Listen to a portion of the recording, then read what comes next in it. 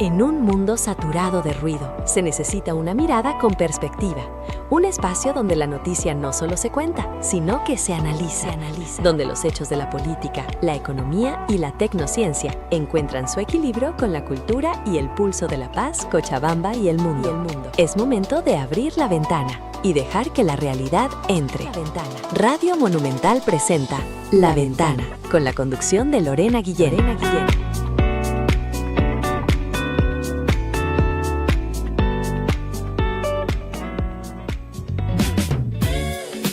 Queridos amigos, buenas tardes, ¿cómo les va? Un día lluvioso aquí en la sede de gobierno, un cariñoso abrazo a toda la gente que también nos sigue desde Cochabamba.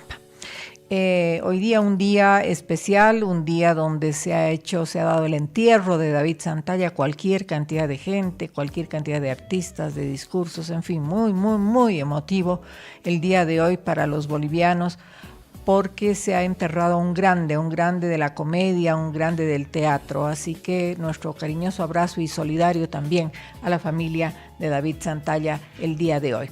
En este primer bloque vamos a conversar con el profesor Gerardo Rodríguez, que él es profesor de la Universidad de Puebla. Vamos a conversar sobre lo que ha estado sucediendo, lo que está sucediendo con, esta captura de El Mencho, que era uno de los narcotraficantes más buscados, y por supuesto lo que está sucediendo y las repercusiones que están teniendo en Jalisco esta captura.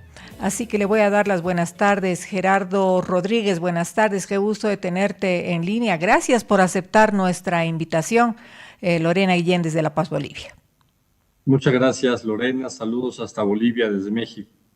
Bien, a ver, para contextualizar un poco y entender lo que está sucediendo, querido Gerardo, con el asesinato del Mencho, con la captura del Mencho específicamente. Mira, hay que poner en contexto, creo que ya se ha dicho, pero sí era el criminal más sanguinario que ha tenido México en los últimos años. Sanguinario y del nivel del Mayo Zambada, ¿no? Y del Chapo Guzmán. Hay quien dice que inclusive fue mayor porque sí tuvo capacidad de controlar más territorios en México con franquicias que le daban control, dinero, ¿no? A lo largo del país. No solamente se dedicaba al tráfico de drogas, también a la extorsión, al tráfico de personas, al tráfico de armas, entonces en el resto del país. Es una operación llevada a cabo con éxito por parte del gobierno de la República. Lamentablemente se generó mucha violencia después de la captura porque es parte de la estrategia de este grupo criminal. Calentar lo que llamamos las plazas, calentar, hacer violencia, ¿sí? Claro. Con dos objetivos, Lorena, muy rápido. Evitar que lleguen más refuerzos, ¿no? A alguna plaza por parte del ejército para que se culmine una operación, por ejemplo, de extracción de otros líderes.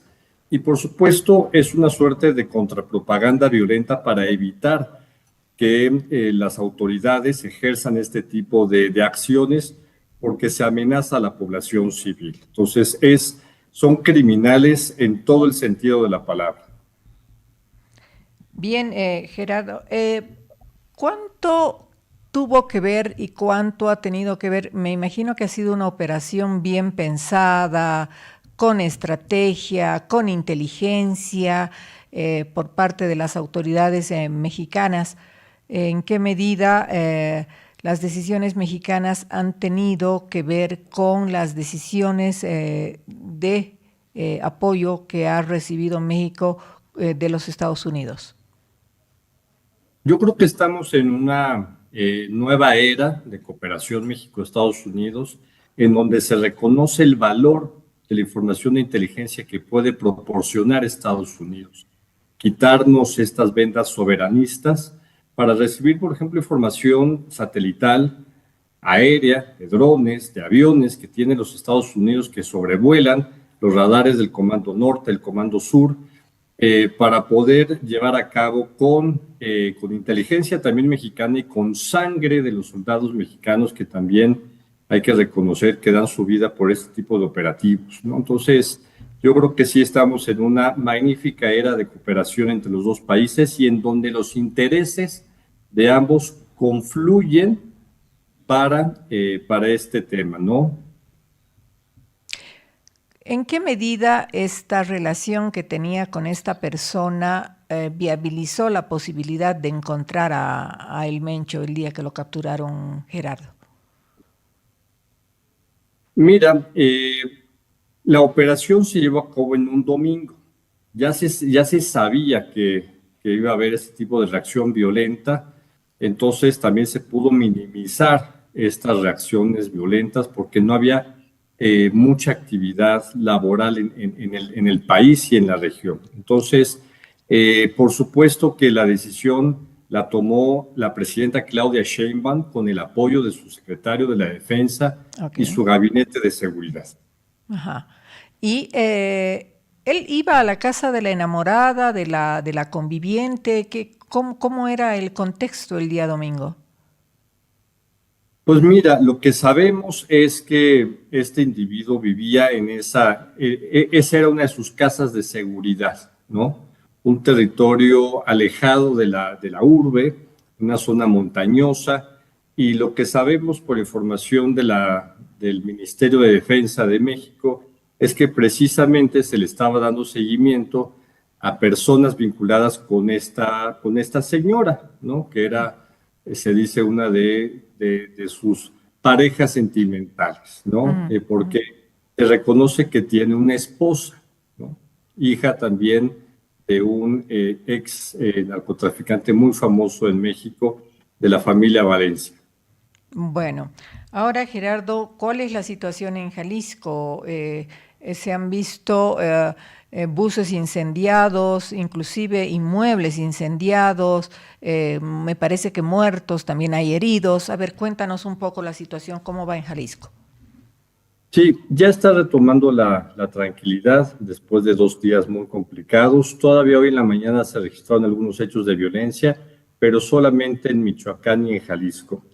Eh, Precisamente las autoridades federales ya retiraron todos los autos quemados y automóviles y camionetas, ¿no?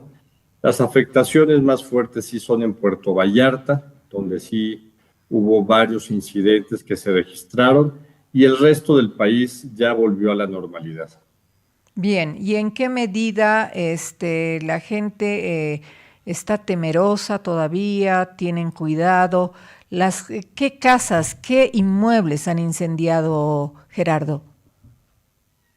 Fueron principalmente automóviles en carreteras, camiones también, tiendas de conveniencia. No sé si en Bolivia ya llegaron los Oxxos, que son de la cadena de FEMSA, ¿no? Son tiendas de conveniencia. Ajá. Y también un Costco, automóviles afuera de esta cadena americana y algunos bancos públicos, los bancos llamados del bienestar, donde la gente recibe sus apoyos sociales por parte del Claro. gobierno.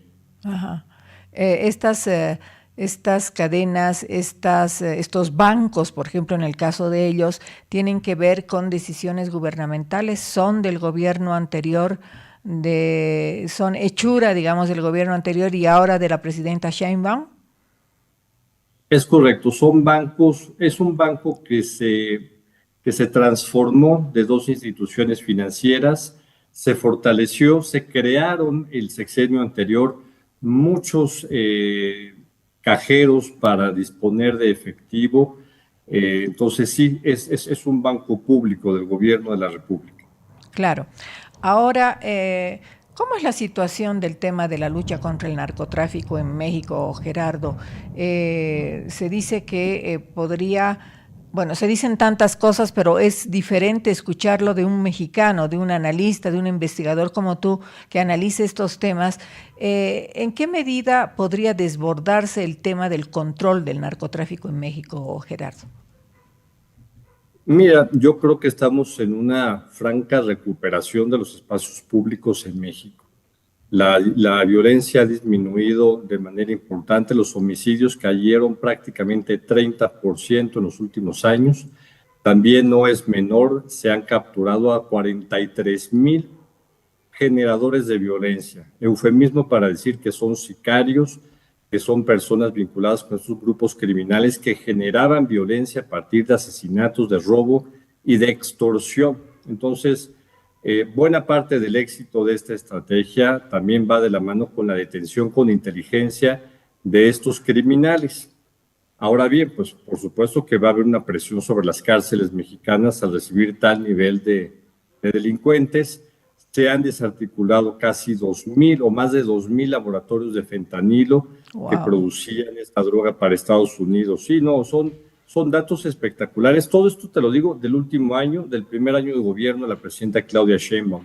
Más de 23,000 armas que han sido confiscadas a estos grupos criminales. Entonces, se les está cerrando las fuentes de financiamiento, de capacidad de fuego, ¿no?, de violencia, de capital humano para operar el día a día en las calles. Lorena. ¿Qué tanto, para entender bien, para que nos ayudes a comprender a los bolivianos todo esto que estamos conversando, el Mencho era jefe del cartel de Jalisco Nueva Generación. ¿Qué tan desvalido queda el cartel ahora? ¿De cuántos miembros está compuesto y territorialmente por dónde están situados, querido Gerardo? Mira, este cártel tiene aproximadamente control en 20 estados de la República. ¿Sí? De 32 que tiene México. Entonces, sí, es un cártel que tuvo una expansión territorial muy importante. Entonces, se espera que sobre todo tenga conflictos donde es más débil o donde hay una guerra entre estos cárteles, sobre todo hacia Sinaloa, Jalisco, Guanajuato y Michoacán. Nosotros esperamos que solamente se concentre la violencia en esos 4 estados de la República. O sea, no es una situación de alcance nacional, el país no está incendiado. Creo que eso es importante. Por si me escucha por ahí el embajador de México en Bolivia, mi querido amigo Eduardo Sosa, decirles que México quiere recibir a todos los bolivianos que puedan venir a hacer turismo, negocios a nuestro país. Además, ya no necesitamos visa y eso es lo que también viabiliza la hermandad entre mexicanos y bolivianos, querido Gerardo. ¿En qué medida este cartel de Jalisco Nueva Generación tiene que ver con carteles que están vinculados también al narcotráfico y al crimen organizado en América Latina, específicamente en Bolivia? ¿Tú tienes conocimiento de algo así?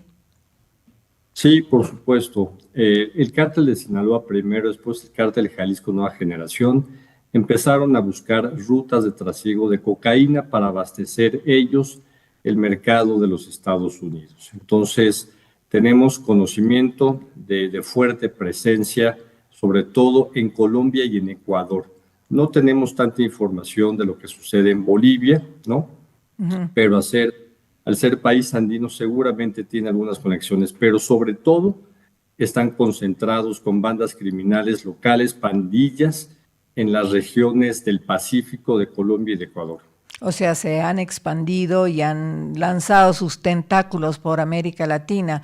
Estoy segura que Colombia, como tú decías, Ecuador, que está realmente complicado con el tema del narcotráfico y con el tema de la violencia, extenderá seguramente, también irán bajando a lo largo del continente. ¿En qué medida se está produciendo fentanilo para bajarlo hacia América Latina, Gerardo? ¿Tienes conocimiento de esto? Eso no se tiene conocimiento realmente. El mercado apetitoso grande es el de Estados Unidos. No se tiene identificado aumento de consumo de fentanilo en la región ni de México ni de América Latina.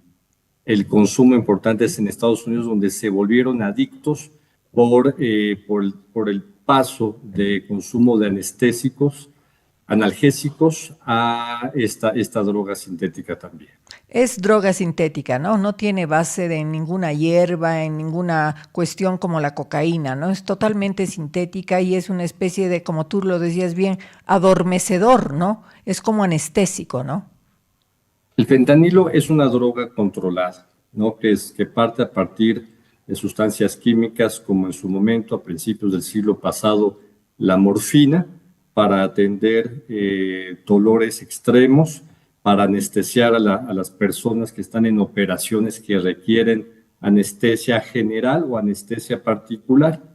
El problema es que son laboratorios en China y en la India principalmente que desvían estas sustancias químicas para que se produzcan en México y en Estados Unidos estas pastillas que eran para el dolor de diferentes operaciones que habían recibido y por eso dejan de recibir los recursos de sus seguros médicos y pasan al mercado ilegal para comprar estas pastillas en el mercado negro con fentanilo. ¿En qué medida el cartel de Jalisco negociaba y traficaba con mercurio, querido Gerardo? Eso sí lo desconozco absolutamente. Bueno, porque en algún momento se habló también de que eran comerciantes del mercurio y bueno, aquí tenemos un problema enorme también, que es uno de los países que más importa mercurio para la explotación del oro. Entonces, bueno, son preguntas que obviamente hacen a la vida de los bolivianos y también de los latinoamericanos. ¿Cuál será la perspectiva en cuanto a controlar el tema del narcotráfico en México, Gerardo? No solamente el cartel de Jalisco Nueva Generación, sino el cartel de Sinaloa, los carteles que han tomado territorialmente el país. Yo creo que la estrategia va a continuar. Son 4 ejes los que lleva a cabo el gobierno de México. Es el tema de atender las causas sociales, ¿no? La incorporación de jóvenes a las filas de los narcotraficantes. Segundo, inteligencia. Tercero, coordinación. Y cuarto, el fortalecimiento de nuestra Policía Nacional, nuestra Guardia Nacional. Se decía en algún momento que la policía estaba muy involucrada también con estos carteles, Gerardo. ¿Cómo lo ves?